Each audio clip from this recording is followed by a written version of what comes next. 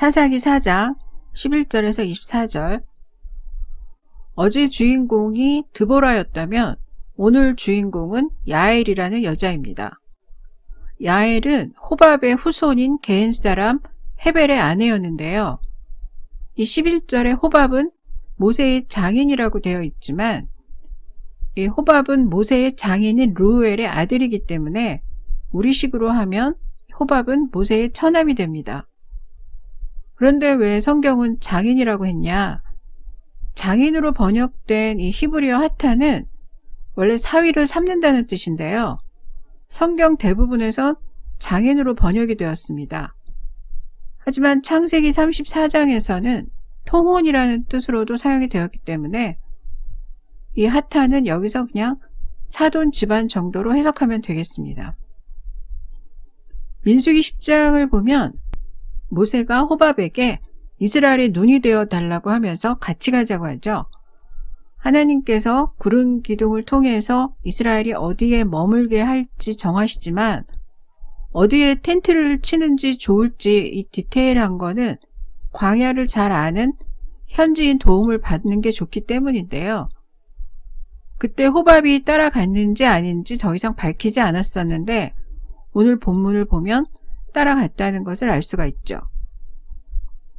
이때 모세는 이스라엘과 같이 가면 하나님께서 주시는 것을 나눠주겠다라고 약속을 했기 때문에 이들도 가나안 땅을 분배를 받았는데요. 그런데 헤벨은 자기 족속인 게엔 족속을 떠나서 납달리 변방의 산등성이에 와서 목축업을 하고 살았다. 이런 내용입니다. 12절부터는 전투 장면입니다. 바락이 군대를 모아서 다볼산에 올랐다는 보고를 받은 시스라는 철병거 900대와 군사들을 전부 기송강으로 부르지요. 드보라는 여호와께서 내 앞서 나가신다 라는 말로 바락에게 힘을 주고 바락은 그 말씀을 의지하고 10,000명과 함께 다볼산 아래 기송 강가에 모여있는 시스라 군대를 향해서 돌진을 하죠. 근데 그 다음부터는 본격적인 전투 장면이 나와야 되는데 전투 장면이 생략되고 여호와께서 바락 앞에서 시스라와 모든 병거와 군대를 칼날로 혼란에 빠지게 하셨다라는 말로 끝을 냅니다. 이 자세한 전쟁 씬은 5장에 나오는데요. 그런데 이 5장은 고대 시 형식으로 되어 있어서 구체적으로 이해하기는 좀 어렵습니다. 하지만 대강 어떤 일이 일어났는지는 알 수가 있습니다. 15절에 혼란에 빠지게 하다로 번역된 하맘은 홍해를 건널 때 사용된 단어인데요. 출애굽기 14장에서 새벽에 여호와께서 불과 구름 기둥 가운데 애굽 군대를 보시고 애굽 군대를 어지럽게 하시며 그들의 병거 바퀴를 벗겨서 달리기가 어렵게 하시니 이렇게 되어 있는데요. 여기서 어지럽게 하시니가 하맘입니다. 그러니까 홍해를 건널 때처럼 철병거 바퀴를 벗겨서 달리기 어렵게 하셨다는 거죠. 그 5장에는 기송강이 그들을 표류시켰다라는 말이 나오는데요.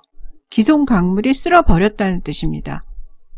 홍해가 애굽 군인을 쓸어버리듯이 기송강물이 시스라의 철병거와 군인들을 쓸어버렸다는 것이죠. 하나님께서 홍해를 건널 때와 비슷한 일을 행하셨다는 것을 알 수가 있습니다. 기손강은 히브리어로 기손 나할이라고 하는데요. 나할은 개울이라는 뜻인데 건기 때는 거의 마른 땅이 되었다가 비가 오면 갑자기 급류가 되는 개울을 뜻합니다. 그래서 기손 나할이 쓸어버렸다. 이 말은 비가 왔다는 것을 알려줍니다. 16절에서 바락이 병거에서 내려서 걸어서 도망간 이유는 홍해에서처럼 바퀴는 망가지고 비가 내려서 철병거가 달리지를 못해서 그랬겠죠. 바락이 병거들과 군대를 추격해서 하루셋 학고임까지 갈 수 있었던 것도 걷는 거나 병거 속도나 엇비슷했기 때문입니다. 15절에서 칼날로 혼란에 빠지게 하셨다라는 말로 볼 때 이스라엘 군사들이 칼날로 철병거 바퀴를 빠지게 한 것 같죠? 시스라가 걸어서 도망친 곳은 이 겐 사람 헤벨의 아내가 있는 야엘의 장막이었습니다. 주둔지 하루셋 학고임으로 가다가 근처에 있는 헤벨의 집으로 간 거죠. 시스라가 헤벨의 집으로 도망친 이유는 하소랑 야빈과 헤벨의 집 사이에 화평이 있었기 때문이다 라고 했는데요. 헤벨과 야빈 왕이 평화조약을 맺은 사이였다, 이런 내용입니다. 그러니까 이 평화조약 때문에 헤벨이 자기를 숨겨줄 것으로 믿었던 것이죠. 하지만 헤벨의 아내 야엘이 시스라를 잔인하게 죽인 것으로 볼 때 이들은 야빈이 무서워서 평화조약을 맺은 거지 좋아서 맺은 건 아닌 것 같습니다. 어쩌면 헤벨은 우유와 고기를 조공으로 야빈 왕한테 바치면서 힘들게 살았을 수도 있습니다.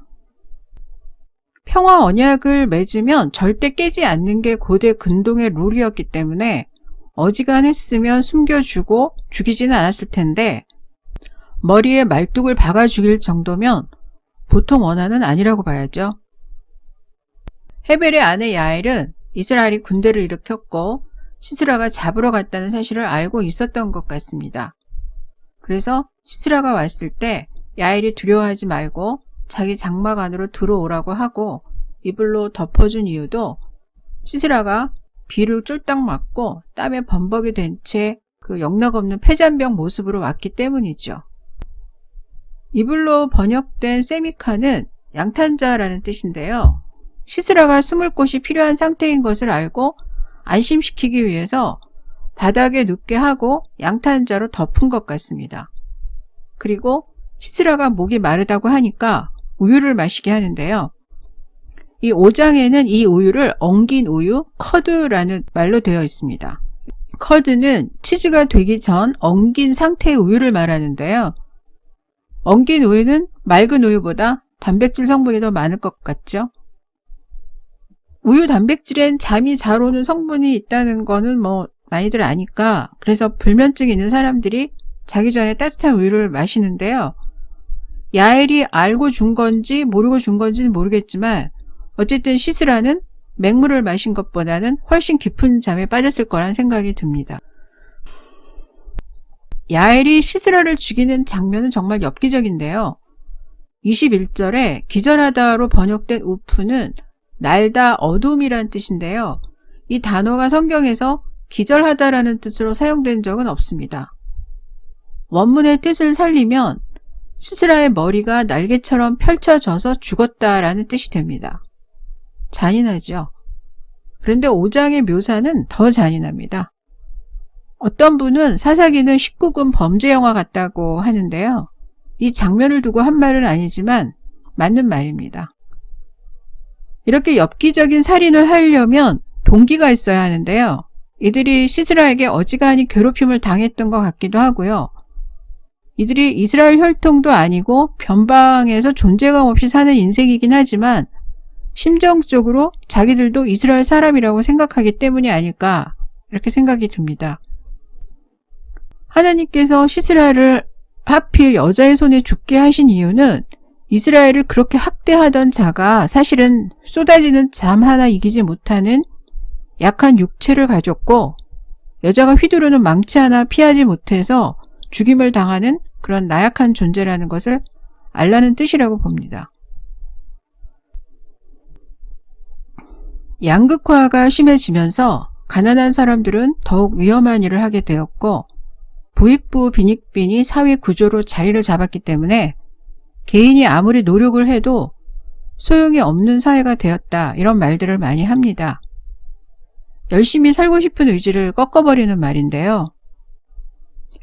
가나안의 철권 통치 밑에서 20년 동안 신음했던 이스라엘 자손도 비슷하지 않았을까 하는 생각이 들었습니다. 하지만 이들의 세상은 바락과 함께 다볼산에 올랐던 이름 없는 사람들 때문에 바뀌었죠. 만일 이들이 희망이 없으니 될 대로 되라 이러고 막 살았다면 바락과 함께 다볼산에 올라갈 사람은 하나도 없었을 겁니다. 그랬다면 하나님께서는 야빈 왕의 철권 통치를 끝내지 않으셨겠죠. 우리도 마찬가지입니다. 내가 언젠가는 저 다볼산에 올라갈 것이다 라는 생각으로 산다면 세상은 얼마든지 달라질 수 있습니다. 우리 때문에라도 하나님께서 세상을 바꿔주실 것이기 때문이죠. 예전에 어떤 대기업 회장님이 술집 종업원을 두들겨 패서 시끄러웠던 적이 있었습니다. 술집 종업원이 회장님 아들을 때려서 아들 눈을 다치자 회장님이 그 종업원을 찾아내서 두들겨 팼습니다. 사람들은 회장님의 폭력을 비난했지만 뒤에서는 이런 아버지가 있어서 좋겠다라는 말들을 했습니다. 무슨 얘기를 하고 싶어서 이러냐? 우리도 든든한 아버지가 있다는 것을 기억하라는 말을 하고 싶어서 그렇습니다. 내가 다치면 가만두지 않을 내 아버지가 두 눈 시퍼렇게 뜨고 하늘에서 지켜보고 계시니까 절대 기죽지 말라는 뜻입니다. 철병거 900대로 나를 짓누르는 세상이지만 전능하신 하나님은 살아계시고 그분이 내 아버지고 보이는 것도 없고 가진 것도 없지만 말씀 붙잡고 기도하고 기다리다 보면 철병거로 짓누르는 세상이 사라지는 날은 반드시 온다는 겁니다. 철병거 900대로 20년 철권 통치를 하던 자가 여인의 망치 하나를 피하지 못하고 죽을 거란 걸 누가 짐작이나 했겠습니까? 이런 일을 하시는 전능하신 하나님이 내 아버지라는 것을 잊지 마시고 오늘도 하나님의 말씀으로 힘내시길 주님의 이름으로 축복합니다. 아멘.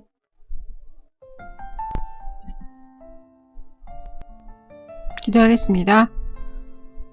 하나님 아버지, 절대 무너지지 않을 것 같던 철권 통치를 무너뜨린 전능하신 하나님께서 지금도 믿음을 가진 자들을 통해서 역사하신다는 사실을 믿습니다. 하나님 아버지, 이 땅의 젊은이들을 위해서 기도합니다. 하나님, 저들이 세상의 구조 때문에 절망하지 않게 하여 주시옵소서. 하나님께서 다볼산으로 올라가라고 하실 그날을 기다리면서 믿음으로 살게 하여 주시옵소서. 하나님의 말씀을 사랑하게 하시고 기도하게 하시고 꿈을 갖게 하시고 하나님을 기대하며 살게 하여 주시옵소서. 돈으로 하나님의 공의를 무너뜨리고 젊은이들의 꿈을 짓밟는 자들을 하나님께서 처벌해 주시고 그리스도인 정치인들은 바르고 정직한 법을 만들게 하시고 그리스도인 법조인들은 법과 원칙을 정직하게 적용하게 하여 주시옵소서. 자라나는 아이들에게 본이 되는 어른들이 많아지게 하여 주시고 코로나가 줄어들지 않고 있습니다. 하나님, 코로나가 줄어들 수 있도록 하나님 사람들의 마음이 하나가 되게 하여 주시고 방역하는 분들에게 건강과 힘을 주시옵소서. 예수 그리스도 이름으로 기도드렸습니다. 아멘.